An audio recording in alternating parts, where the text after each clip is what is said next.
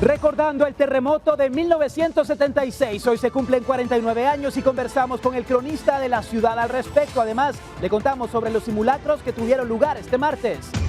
Enviados a juicio, señalados por el asesinato de Farruko Pop, enfrentarán a la justicia, uno por haber excavado la tumba y otro por haber llevado el cuerpo al lugar donde fue encontrado.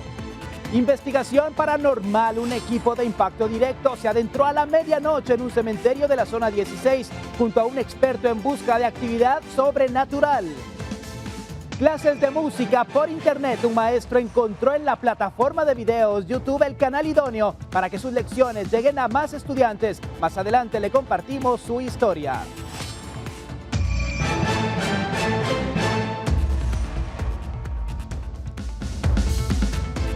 Muy buenas tardes, gracias por acompañarnos en Impacto Directo. Soy Alexis Ponce y este 4 de febrero es un día importante, es el Día Mundial contra el Cáncer, una fecha que nos lleva a la reflexión, que nos lleva sobre todo a prevenir, a realizar los chequeos constantes. Recordemos que esta es una de las principales enfermedades que cobra vidas a nivel mundial y por eso hoy queremos dedicar este programa a todas las personas que están luchando en contra del cáncer. Doy la bienvenida a nuestros panelistas que hoy nos acompañan: Stephanie González, abogada; Jairón Salguero, comediante; Roxana Sánchez, periodista; y Germán Galindo, internacionalista. Y hablemos acerca del terremoto del 4 de febrero de 1976, definitivamente una fecha que está marcada en el calendario. Hay muchos recuerdos alrededor de este evento que marcó un antes y un después en nuestro país. Han pasado 49 años desde aquella fatídica madrugada que cobró la vida de más de 23,000 personas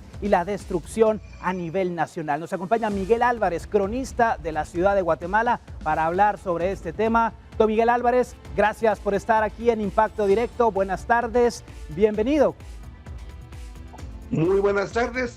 Bueno, pues aquí estamos para recordar esa tragedia que enlutó nuestro país hace 49 años. Se dice fácil, don Miguel, 49 años, pero usted vivió esta fecha. ¿Cómo recuerda ese 4 de febrero del 76? Bueno, esas son de aquellas fechas de que no se olvidan. En primer lugar, vamos a recordar que fue miércoles. Fue en el amanecer del miércoles 4 de febrero. Exactamente fue a las 3 de la madrugada con 1 minuto y 30 segundos. Duró 30 segundos y fue de un impacto de 7.5. Ante esto, vamos a recordar, Guatemala no estaba preparada. Desde días antes había rumor, sobre todo en las áreas rurales o en nuestros barrios, que decía la gente: algo va a pasar, porque las aves de corral tienen un comportamiento muy raro. Igualmente están ladrando mucho los perros y los gatos también están maullando de una manera distinta. Eso era lo que se decía, pero nadie al acostarse en aquella noche de martes 3 se iban a imaginar que a las 3 con 1 minuto Guatemala era sacudida. Yo vivía cerca de Santo Domingo, en el barrio de Gerona, con mi abuelita y mi mamá. Salimos a la calle, donde ya había mucha gente concentrada. Teníamos un frío sumamente fuerte, fuera de lo que es común. Y a esto tenemos que ver también el cielo. El cielo se tornó en un color naranja. Estamos hablando de 1976, eran otras las condiciones. Se fue la luz inmediatamente. No habían teléfonos como ahora, era muy escaso el tener teléfonos. Se fue el agua. Los medios de comunicación a las 11 de la noche ya no habían. En aquel momento la forma de comunicarse o escuchar noticias era por radios de transistores y sobre todo la onda corta. Entonces empezamos a escuchar las noticias que venían básicamente de Honduras, donde hablaban de fuertes tormentas en el mar, casi un maremoto, pero no se hablaba nada de Guatemala. Don Miguel, ¿cómo ha cambiado esa Guatemala del 76 a lo que hoy observamos, básicamente en las construcciones? Porque esto marcó definitivamente la prevención y el cambio en la manera en la cual vivimos hoy los ciudadanos. Ahí tenemos que ver lo siguiente. En primer lugar, Guatemala está en una zona sísmica, tenemos las tres placas. Desde 1585 tenemos referencia escrita sobre los sismos, bastante detallada la historia colonial, siglo XIX y lo que iba del siglo XX, donde hay un promedio de 40, 50 años entre terremotos. Ahora bien, un terremoto muy fuerte en Guatemala del 25 de diciembre de 1917 al 24 de enero de 1918. Las construcciones que venían desde el traslado de la ciudad, hablando de la ciudad, se perdieron con este terremoto. Entonces entró un nuevo sistema constructivo después de 1918, que fue el cemento armado, pero no toda la población tenía acceso a este sistema de construcción. Se mantenía aún el uso del adobe y la teja. Por lo tanto, en las poblaciones afectadas por el terremoto a lo largo de la activada falla del Motagua, varios departamentos, muchas de estas poblaciones se vieron sumamente afectadas, pero no solo se cayeron las construcciones de adobe o efímeras, también se cayeron construcciones sólidas, especialmente en la ciudad de Guatemala, edificios de varios pisos, casas muy bien construidas que fueron llevadas por el barranco, especialmente en la zona 2. Bueno, pero quedó un miedo, y fue entonces que a partir de las secuelas del terremoto de 1976 empieza a dejarse el sistema del adobe y la teja. Lamentablemente no hubo una regulación para informar o manejar acerca del uso adecuado, reforzado de estos materiales para que se mantuviese el paisaje urbano, la arquitectura propia de los lugares. En gran medida se perdió precisamente esa identidad arquitectónica ante el miedo, y luego por otras razones económicas empezó a abundar un tipo de arquitectura con más seguridad pero sin ninguna regulación. A esto podemos decir entonces de que culturalmente el terremoto afectó Guatemala.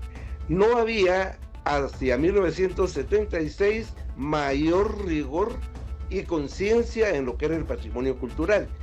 Ya había una ley que era el 425, que venía desde 1947 y funcionaba el Instituto de Antropología e Historia. En aquella época dependía del Ministerio de Educación, pero sin embargo esta entidad del Estado no estaba preparada para atender ese territorio tan enorme que fue devastado por la fuerza telúrica.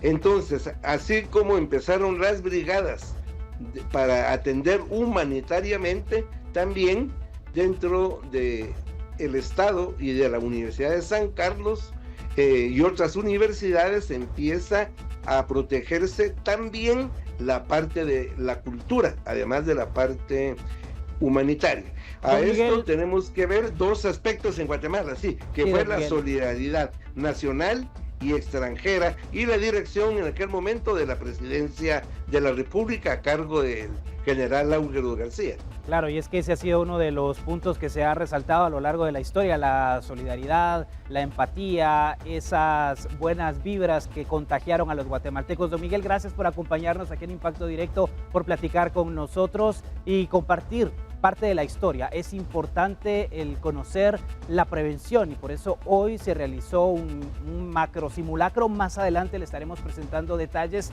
sobre esta actividad porque es oportuno que todas las familias en el país puedan tener un plan de evacuación y saber cómo actuar al momento de una emergencia. Pasamos a otras informaciones. Enojo y golpes. Eso es lo que se observa en una pelea entre motociclistas en Zona 1 capitalina. En el video que ya se ha vuelto viral, se ve que 3 hombres, uno de ellos con un casco en la mano, se van a los golpes durante varios segundos. 2 personas que tienen cascos puestos intentan separar a los 3 sujetos que tienen los ánimos caldeados. El hecho paralizó la circulación del tránsito durante unos minutos y se desconoce qué motivó el altercado. Pero con todo y casco, se fueron a los golpes.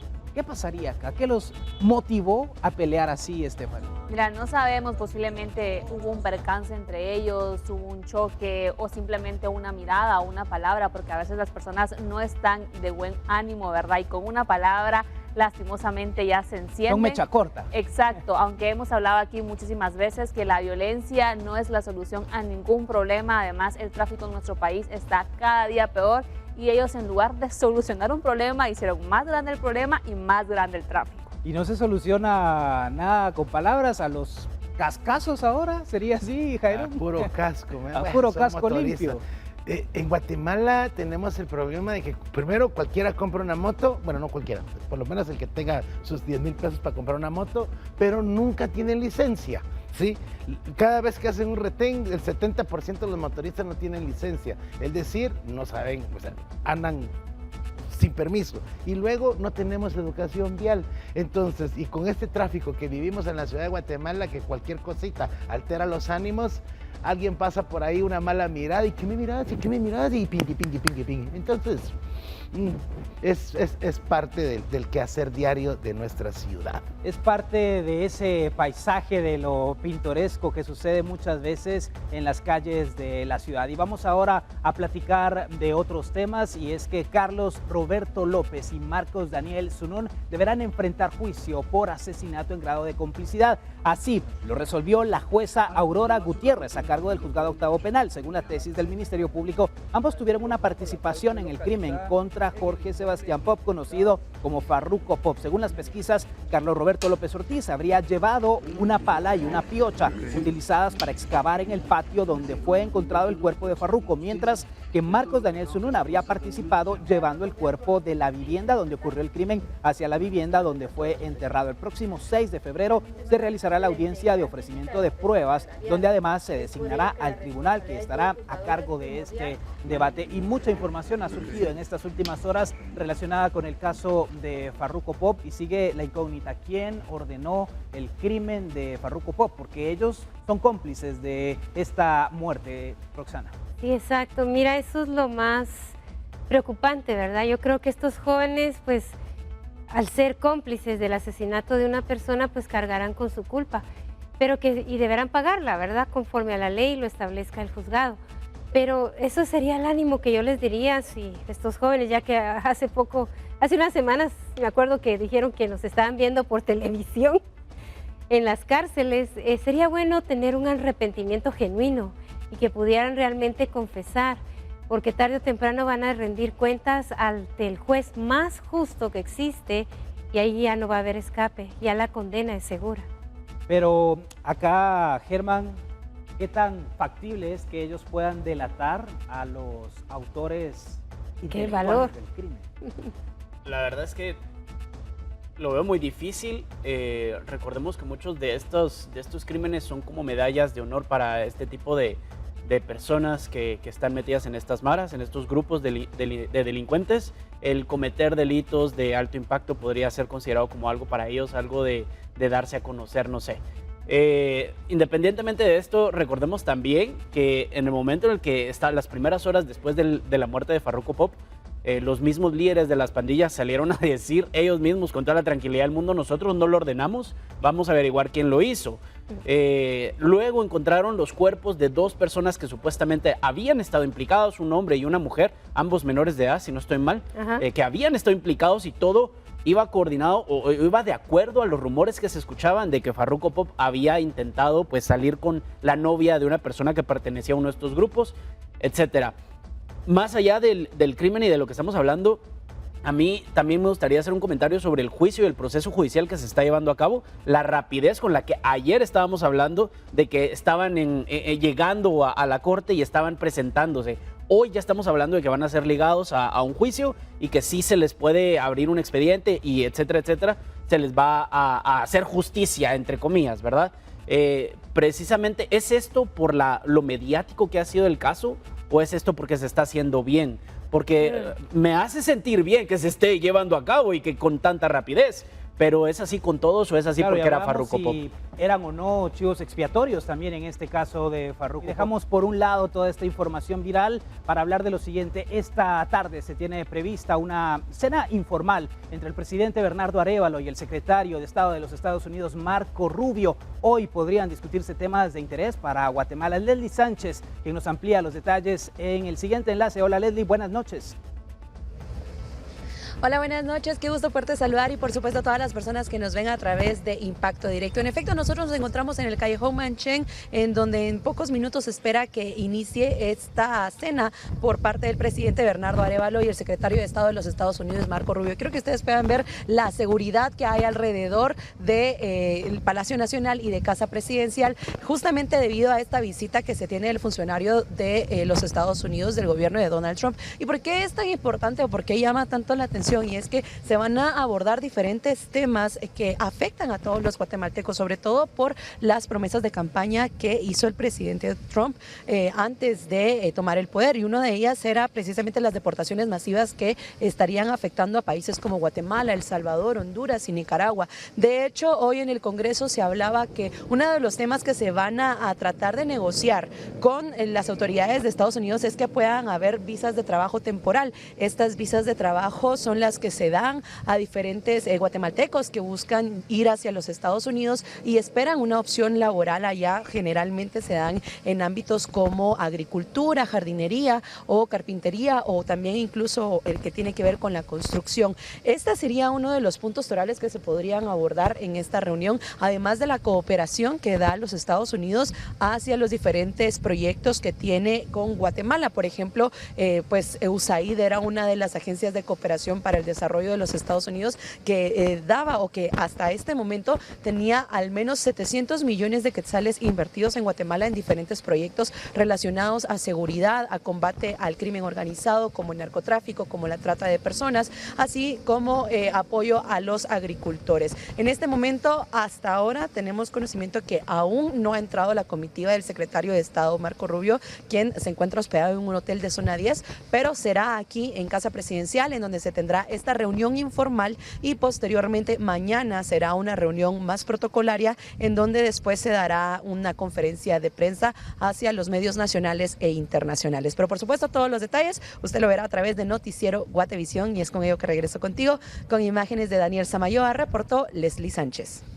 Gracias a Leslie Sánchez por este informe. Bueno, nos ha dado un panorama completo de lo que ocurrirá en las siguientes horas ahí en Zona 1 Capitalina. Roxana, hay que hablar de la preocupación que se tiene de los migrantes guatemaltecos. ¿Qué negociaciones, qué acuerdos podrían alcanzarse? Porque es una visita importante dentro de esta gira que ha realizado Marco Rubio por Centroamérica. Bueno, es una visita que yo le diría que casi que protocolaria, que él ya trae las instrucciones del señor presidente de Estados Unidos, y será nuestro presidente el que tendrá que ver cómo acata o no esas instrucciones que trae, porque debemos ser claros. El gobierno de Estados Unidos tiene una agenda y la van a cumplir y están en eso, ¿verdad? Yo le pediría que se recuerde que Estados Unidos es un país de migrantes, su misma familia son migrantes. Él habla por eso él habla perfecto español, y si tiene principios bíblicos, que se recuerde que el mismo pueblo de Israel nació de migrantes. Jesús y la Virgen María migraron. La migración no es un delito, Y lo que pedimos, él en su parte de su discurso dijo que a los amigos Estados Unidos los trataba bien. Guatemala es un pueblo amigo. Guatemala siempre ha colaborado con Estados Unidos. Es tiempo que nos demuestre que esa amistad es real. Y al señor presidente, pues, que haga lo que dijo, que va a velar por los derechos de los migrantes y por los derechos de cualquier guatemalteco aquí y allá. Y la comunidad de guatemaltecos en Estados Unidos es amplia, pero hay temor, Germán, por esa separación que se ha dado de las familias. Hace unos días presentábamos aquí el testimonio de un hombre que dejó a 2 de sus hijas en Estados Unidos y obviamente está con esa preocupación, con la angustia de no tener ese contacto que era frecuente con su familia. Así es. Yo creo que el temor también se puede dividir en 2 fases. La primera sería en el momento en el que te agarran, ya sea en tu trabajo, en el supermercado o en tu casa, que la agencia responsable te lleva al lugar en donde están juntando todos los migrantes para después regresarlos a su país. Eso yo creo que sería la primera parte de lo que hemos hablado casi todo este tiempo. Pero yo creo que empieza a surgir un nuevo miedo y es qué pasa cuando regresas al país de donde en teoría perteneces, ¿verdad? Porque así es donde, como ellos lo dicen, porque no tenés familia en ese momento, no todos tienen familia aquí. Recordemos, muchos de ellos ya se llevaron a toda su familia y ya están haciendo vida ya. Cuando te regresas a un país donde realmente no pasaste la mayor parte de tu vida, donde no conoces a mucha gente, no conoces la cultura, porque podrás ser guatemalteco, pero si naciste allá y has pasado mayor parte de tu vida allá, es muy difícil reinsertarte a la sociedad. Y creo yo que es el miedo mayor en la actualidad, sobre todo porque es el papel del gobierno guatemalteco que tiene que aprender y saber cómo poder reinsertar a esta gente en la sociedad, algo de lo que todos aquí estamos seguros, y lo veo ya, que lo dice Jairo, no lo van a poder hacer. No lo van a poder hacer. El impacto que va a tener con las remesas, ese dinero que envían a muchas de las familias. Sí, acá, porque era el soporte, el 4 o 5% del Producto Interno Bruto eran las remesas en los últimos años. Y luego esta gente también, comparto lo que dice Germán, pero también trae la incertidumbre de qué voy a trabajar aquí. Correcto. Porque saben claramente que aquí no hay suficientes fuentes de trabajo. Y lo peor es que decidan muchos de ellos regresar otra vez a Estados Unidos poniéndose en riesgo. Es que es lo único que les queda hacer. Sí, es lo único, o sea, ¿cómo los vas a mandar aquí? ¿Y aquí qué van a hacer? Yo estaba leyendo información de que planeaban abrir más cursos en el INTECAP. A ver, ¿cómo así? Perdón, pero ese es el proceso, reinsertar a la gente. Estamos muy mal. Mucho de lo que se va a decir en la actualidad por parte de las autoridades es porque está Marco Rubio aquí, el senador. Pero cuando se vaya el senador, ¿qué es lo que realmente va a pasar? Bueno, ya secretario. No, y ¿sabes qué? El CACIF quiere hablar con el señor Marco Rubio. Ojalá que sea para decirle, mire, vamos a crear fuentes de trabajo y no solo que vengan a llorar sus penas de que no les vayan a subir los aranceles, ¿verdad? Bueno, al final todos son los que quieren hablar con Marco Rubio, políticos, sectores sociales, incluso los mismos ciudadanos quisieran plantearle esa necesidad y ese temor que enfrentan de que sus familiares sean deportados o que no reciban el trato que ellos merecen. Hacemos la pausa, quédese aquí en Impacto Directo, ya volvemos.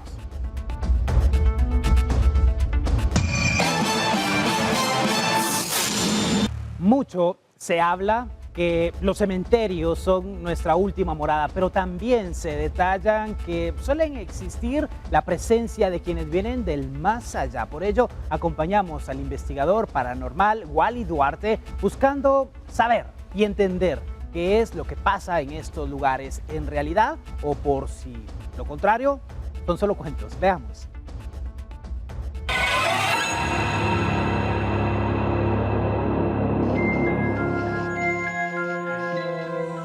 Hay alguien acá parado en las tumbas. Miren. Aquí estoy, dijo.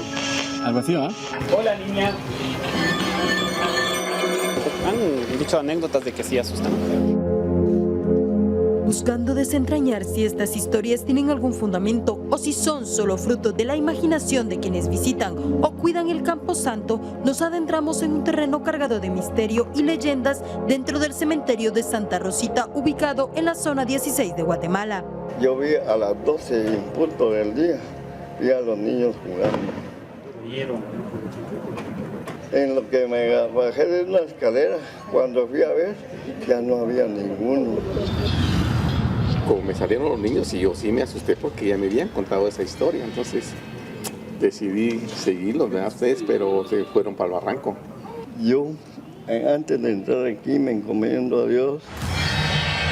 Él antes de entrar se persina alguna oración. ¿Hay algo que debamos de hacer antes de entrar al Camposanto, considerando lo que ya nos han contado? O sea, no es un ritual, no oración, sino a luz a los que quieran luz. Nos acompaña hoy uno de nuestros panelistas. Germán se ha unido a esta experiencia. Germán, creyente, no creyente, de parte de lo que ya hemos escuchado también. Yo dejo lugar a duda, creo que no podemos, hay muchas cosas que la ciencia no puede explicar. Acá va a haber luz y venimos con todo respeto, no venimos a molestar ni a interrumpir nada, simplemente a documentar. Por más de 4 horas estuvimos recorriendo el cementerio entre la noche y madrugada con equipos de grabación y cámaras, mientras Wally Duarte, investigador paranormal de El Sabor del Miedo GT, lideraba una serie de pruebas y vigilias para detectar cualquier fenómeno inexplicable. ¿Hay alguna presencia acá con nosotros? Aquí estoy, hijo. ¿Cómo te llamas? Diego. ¿No están molestos que estemos aquí?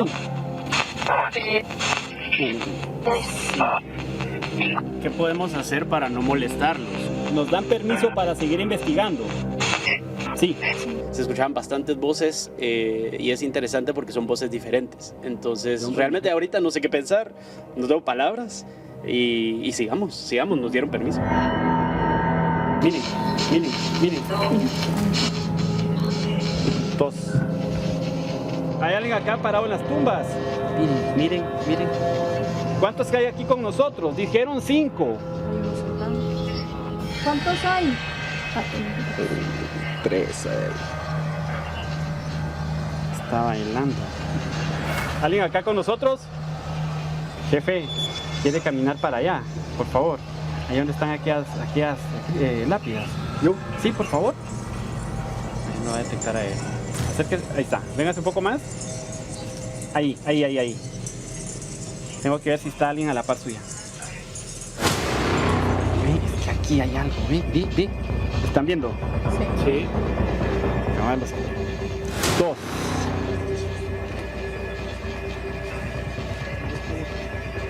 Alguien que tenga... Sí, pues alguien que esté ahí cerca se puede poner a la par de ellos. Vamos a pasar con permiso. A la par. No queremos molestar. Con permiso, doña Faustina, vamos a pararnos. Ahí está. Ya estamos aquí. Y les cuento que se desapareció. Se fue. Sí. Se fue. Cabalito. Se quitó, como que no le gustó. O sea, les gusta que lo podamos ver, pero que no estemos al lado. Como que solo quiso, como que dice, aquí estoy. Pero no le pareció mucho cuando dijo, vamos a la par. Y pregunta, no sé, ¿verdad? Pero pregunto yo. Me tocaron atrás. ¿En serio? Sí. Vamos a dame la cámara. Tranquilo. Calmada. Buenas noches. Tranquilo, ¿sí?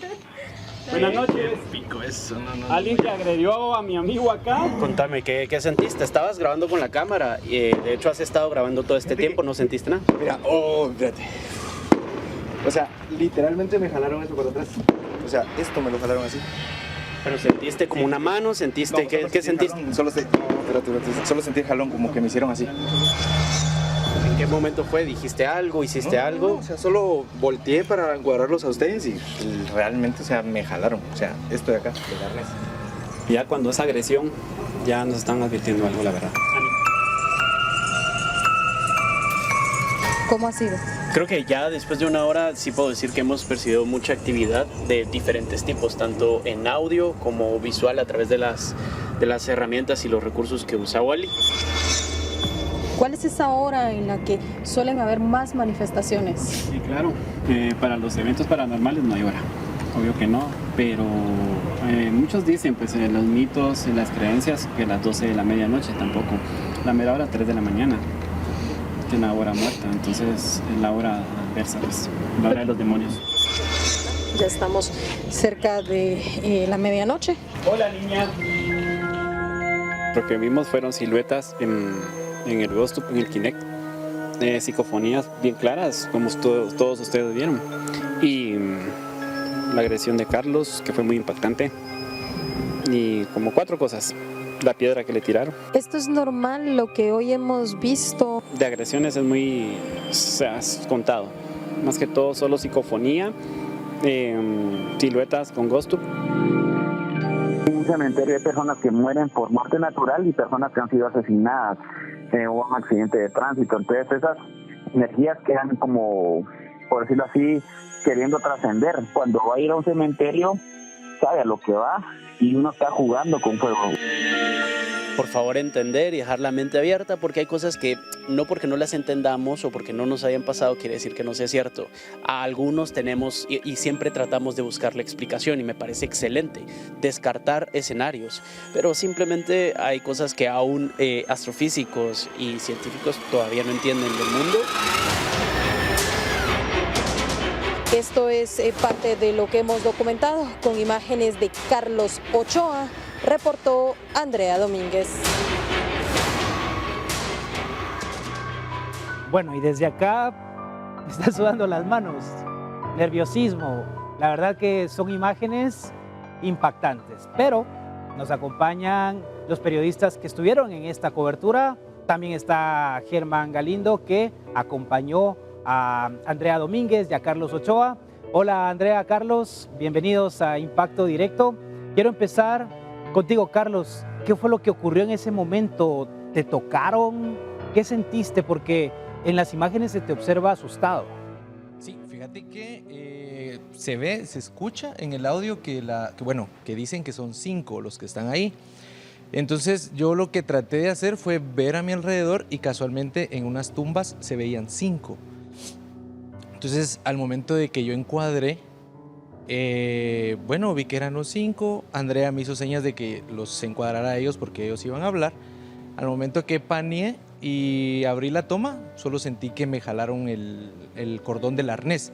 El arnés es donde yo llevo los lentes, baterías, lentes, y realmente miro las imágenes y perdí el control. Impactante. Realmente. Pero no te tocaron, solo fue el jalar del arnés. El jalarme. ¿Y al revisar después tenía algún daño el arnés o estaba intacto? No, ninguno. Creo que no pusieron la toma, pero yo al momento de estar haciendo las tomas, hice esa parte donde me jalaron y no había nada, solo eran tumbas. O sea, no había como que una rama o algo. Realmente todavía no me lo puedo explicar. La verdad. Andrea, tú estuviste ahí, viviste esos momentos, veíamos las siluetas con este equipo que utiliza Wally. ¿Es real eso que vimos en las siluetas? ¿Cómo tú lo puedes explicar? Al inicio esa fue la primera pregunta que hicimos de qué íbamos a percibir o qué tipo de aparatos se iban a utilizar. Él nos explica cada uno de ellos, el Spirit Box, que es para escuchar psicofonías, las aplicaciones para poder detectar, digamos en este caso, siluetas o figuras. Incluso nos pone a un humano frente a ella y eso es lo que se logra ver si es que hay alguna figura o alguna presencia delante de la cámara. Pero a nuestros ojos, por más que en la pantalla se veían figuras, nosotros no veíamos absolutamente nada. Entonces, sí, era impresionante porque incluso pone al cuidador del cementerio a que camine enfrente para ver si en efecto estamos solos o hay alguien más y se ve a la par de él después a alguien más. Nosotros cuando en la parte en donde más figuras se estaban viendo, intentamos subirnos con Germán a esas tumbas y se desaparece. Entonces sí nos seguíamos viendo nosotros, digamos, y también puedes ver a través de la pantalla, aunque se vean las líneas o los dibujos de los aparentes cuerpos, que si hay una persona se logra reflejar la persona, pero allí no había nada. Entonces ¿sintieron miedo en algún momento de ese recorrido? Sí. ¿Tú, Andrea? Somos humanos, sí, o sea... ¿Carlos? Yo realmente cuando me pasó esto, sí sentí escalofríos y quedé realmente temblando. O sea, como digo, perdí el control, que incluso Andrea me dijo, préstame la cámara, porque no podía. Wow. Germán, ¿cómo lo viviste? Porque ya nos habías platicado un poco de esa experiencia. En la nota hablabas de que en ocasiones como seres humanos tratamos de encontrar explicaciones para todo, pero en algunas oportunidades simplemente no hay que creer ni dejar de creer. Lo que dije fue, en algunas oportunidades no encontramos explicaciones, no por eso quiere decir que no las haya.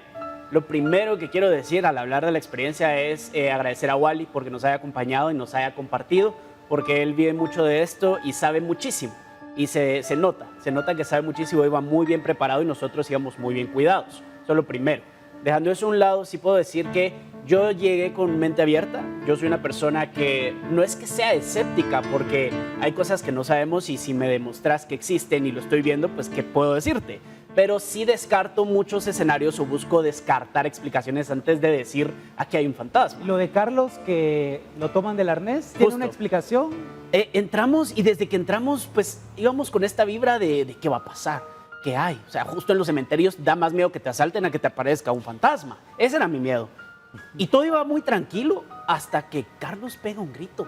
Pero es que nadie se lo esperaba. En el momento en el que grita, yo volteo a ver, no hay nada detrás de la tumba. Y cuando ves la cara de Carlos, perdón Carlos que lo cuente yo como que si fuera mi experiencia, pero es que yo vi la cara de alguien que no estaba participando directamente del reportaje y estaba pálido, no quería hablar, estaba, bueno, ¿lo vieron ustedes? Ahí fue donde dije, ok, hay cosas aquí que no mejor si no sé, mejor si no me meto. Sí, pero ya fui con un poquito más de pausa, un poquito más de calma. Te digo que el recorrido lo terminamos tranquilos. No pasó nada malo. Luego de eso ya no pasó nada malo a nosotros. Su vida ha sido normal desde ese día. Mis compañeros quieren también preguntarles porque tienen muchas dudas. Stephanie, tú estabas al pendiente ese día de cuál era la experiencia de todos. Sí, yo estaba viendo sus historias y todo, pero no sé si él, Wally se llama, ¿verdad? La persona que los acompañó, les explicó si tiene, digamos, el aparato donde se podrían apreciar las imágenes, si tiene alguna explicación científica o si él ha comprobado algo con ese aparato que sea 100% verídico. Lo que él nos explicaba, Wally Duarte, es que este tipo de aparatos lo que detecta o funciona, digamos, es como con calor, como con lo que detecta era movimiento. El movimiento. Y por eso es que nos pone incluso a un cuerpo enfrente, ¿verdad? O sea, para que viéramos al inicio qué era lo que se podía detectar. Y lo hizo incluso al ingreso donde no se veía nada, nos lo puso en varios lugares y no lográbamos ver nada hasta ese momento, hasta que ya nos fuimos adentrando, porque el punto en el que nos detuvimos es el lugar en donde al inicio nos cuentan que allí es donde se aparece una niña, que es como ellos dicen, o donde han visto más apariciones de niños. Entonces ese fue como el punto en donde se decide poner, porque ellos nos dicen aquí es donde aparecen más.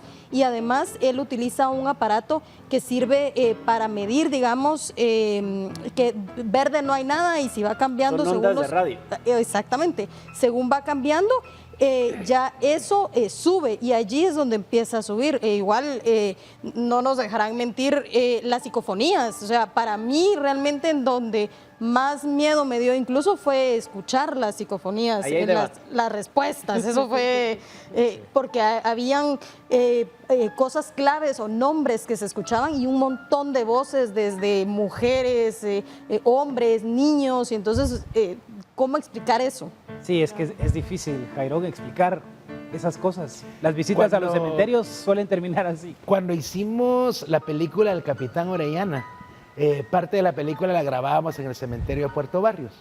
Y yo les dije a los productores, antes de grabar tenemos que pedir permiso. No, ya nos dio la MUNI los permisos. No. Permiso, el más importante. El más importante. Pero mis productores eran más ateos que yo, entonces no creían. Resulta de que nos pasaron una de accidentes en esa noche, desde que la coprotagonista se lastima un dedo, luego la pica un animal que no sé qué era, se le puso el pie de ese tamaño, se nos apagaron las luces en pleno rodaje, terminamos de grabar como a las 5 de la mañana, regresamos a la capital, metemos esto a las computadoras para la edición y no se grabó nada. Wow. Pero a nosotros sí nos pasó. ¿Les pasó algo similar, nosotros sí nos pasó que cuando quisimos volver a probar, por ejemplo, el aparato, luego ya no servía. Hubo una parte en la que Carlos, como iba con audífonos, él sí logró percibir mucho más unos toques que dicen que se escuchaban en las tumbas. En realidad yo, en lo personal, no. pero se apagó. O sea, en el momento en el que queríamos seguir grabando, la cámara se apagó. Entonces sí tuvimos como fallos de nuestros electrónica de lo que llevábamos, ¿verdad? Tu equipo falló entonces, Carlos, en varias oportunidades. Sí, falló. Se apagó como 3 veces, ¿verdad? Como 3 veces se apagó y sí nos dijo Wally que sí podía pasar eso en algún momento. Que se podían apagar los teléfonos o las cámaras y sí nos pasó, la verdad. ¿Se sienten tranquilos ahora? Yo voy a decir en lo personal, se los dije ese día que llegué, al final de cuentas, de lo que algo yo sí estoy segura es que así como existe el bien, existe el mal. Yo antes fui a misa, pasé con el padre que me echara agua bendita, porque no está de más. Incluso llevaba una botella de agua bendita, creyentes o no creyentes. Al final de cuentas es un lugar sagrado. Y segundo, es en el lugar en el que muchas personas a lo largo de muchos años han manifestado presencias, voces que ven, etcétera. Entonces, pues no está de más, según la religión que seamos. ¿Volverían a visitar el cementerio en una investigación paranormal? Yo realmente ya no. ¿Ya no? Si fuera por trabajo, sí. Lo pensaría. No. Germán, ¿volverías? Sí, claro que sí, claro que sí. Bueno, si es con el mismo equipo. Vamos a ir. Ahora vamos a... usted no le da vamos a incluir pasar más. por el cementerio. Cuando estaba vivo, sí, dijo. Bueno, gracias Andrea Domínguez, Carlos Ochoa gracias. por este reportaje, esta investigación paranormal, también a Germán Galindo y a Wally, porque nos han llevado a un mundo desconocido, a situaciones que ocurren, como bien lo mencionábamos. Usted puede creer o no en esta actividad paranormal, pero le presentamos las imágenes, todo lo que ocurrió en esta visita al cementerio de Zona 16. Vamos a la pausa, ya regresamos. Y le mostramos una forma fácil y rápida de hacer la selección de basura en el hogar. ¿Cuáles son los residuos que generamos comúnmente en nuestra cocina? Pues tenemos los residuos orgánicos, que es lo que vemos acá, que son cáscaras de huevo, digamos cáscaras de frutas, incluso papel, la pizza. El reciclaje, como está limpio y seco, se puede guardar hasta llenar una bolsa grande para no estar sacando mucha bolsa, ¿verdad?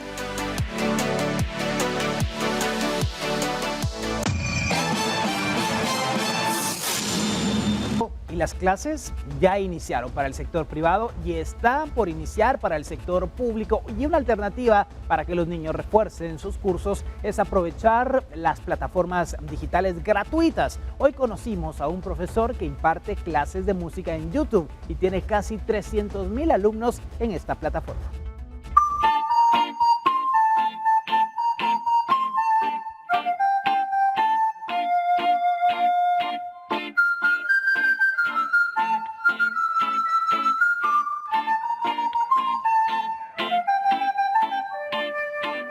Morales es el profesor que logró que el curso de música pasara de las aulas a la virtualidad.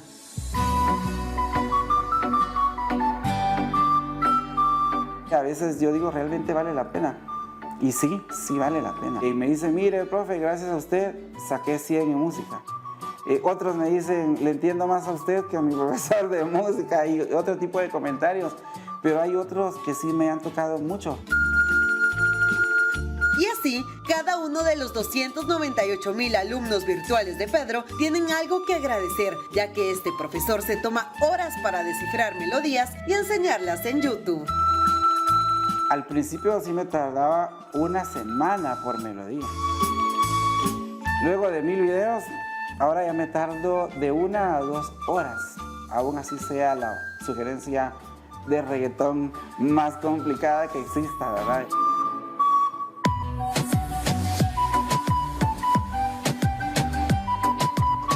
Ustedes sabrán ese tipo de género, reggaetón y todo esto. Y los músicos o cantantes que están en este tiempo de moda, pues son las sugerencias que llegan. En algunas ocasiones me ha tocado escuchar una, otra y otra porque cuesta encontrar melodía, pero los complacemos a todos. Pero el inicio de Pedro como creador de contenido fue hace 15 años, cuando hizo un video para sus alumnos y meses después se dio cuenta de que era viral.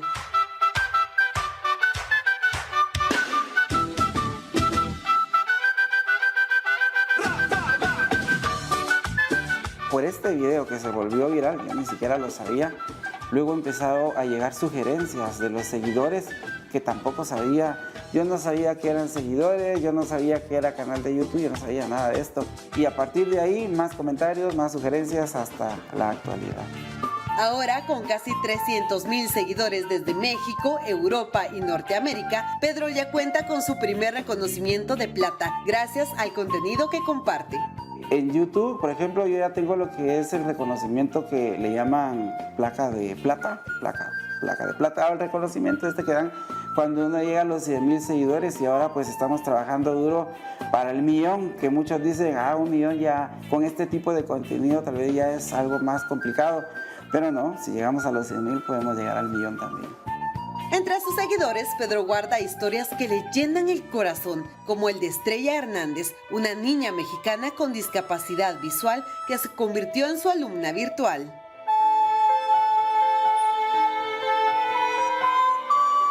Esta chica no vidente, solo con escuchar y solo con sentir los agujeritos de la flauta,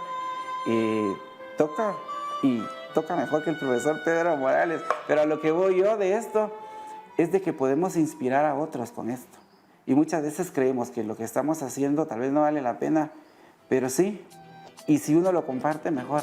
Y así es como Pedro, con su vocación, sigue el camino de la enseñanza, sobrepasando los límites de la realidad a través de la web. Cuando tengan dudas, visiten los espacios en las redes sociales. Me encuentran como profesor Pedro Morales. Ahí sale en Google, en YouTube, en cualquier lugar. O también buscan como Pedroven Music.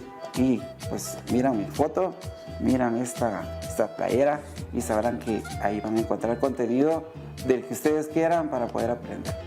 Con imágenes de Byron Baiza, para Impacto Directo, Rosemary Ávila. Excelente, definitivamente lo que hace el profesor Pedro Jairón, porque está compartiendo ese conocimiento. No, y eso es contenido, no desnudarse frente a una cámara, mira, y algo que aporta a la niñez. La flauta, bueno, las clases de música, de arte, no quiere decir que el niño o la niña se vaya a convertir en un artista, pero sí alimentan el alma. Te enseñan a apreciar la música, la buena música, te enseñan a apreciar la música, te enseña, todo el arte es un bálsamo para el alma, ¿no? Y lo que está haciendo el profesor, de verdad, felicitaciones, porque ese tipo de contenido es el que, sobre todo los niños y la juventud, es lo que merecen. Felicitaciones, Pedro, y tenés un seguidor más por ahí. Y que se abre la oportunidad, Stephanie, para que más niños, jóvenes y adultos puedan aprender a utilizar este instrumento, la flauta. Sí, mira, en mi época yo era pésima con la flauta y considero que este contenido me hubiera servido muchísimo, porque yo hubiera podido practicar en mi casa viendo los videos de él, así que es de aplaudir porque es contenido de valor. De verdad que Pedro nos ha dejado impresionado, Roxana, con esta actividad que realiza. No, aquí tienes a un maestro de vocación. Exacto. De esos maestros que necesita Guatemala, y está usando un medio que todos los jóvenes usan, las redes, YouTube, los videos. Y comparto con lo que dijo Jairón, ¿no? Y alimenta el alma, alimenta tu espíritu, pero recuerden, papás, la música también desarrolla otras destrezas que no se perciben, pero que al momento de llevar una vida diaria, esas destrezas bien desarrolladas ayudan a muchos. Por ejemplo, las matemáticas, ¿para qué nos sirven? Todo el mundo dice, ¿para qué las matemáticas? Solo sirven para que uno pueda aprender a tomar decisiones. Exacto. La lógica también. O la lógica. Igual la música lo que hace es alimentar el alma para convertirte en una mejor persona. Y decía Pedro Germán que tenía esas dudas de ¿para qué lo hago? Pero hemos visto que está teniendo mucho éxito. Yo he tenido la oportunidad por muy breves periodos de tiempo de dar clases, no de ser profesor, porque creo que eso es una vocación, sino dar clases. Y en el momento en el que una persona, un alumno te dice, con usted sí entendí, ahí tu vida, o sea, tu trabajo, tu esfuerzo, todo tiene sentido y es una motivación enorme. Así que nada más que pararse a aplaudirle a Pedro, suscribirse y compartirlo. Lo más importante es compartirlo. Bueno, muchísimas gracias a usted por acompañarnos aquí en Impacto Directo, a nuestros panelistas, Roxana, Germán, Stephanie, Jairón, a usted por estar siempre en sintonía. Soy Alexis Ponce, la mejor de las noches. Hasta mañana.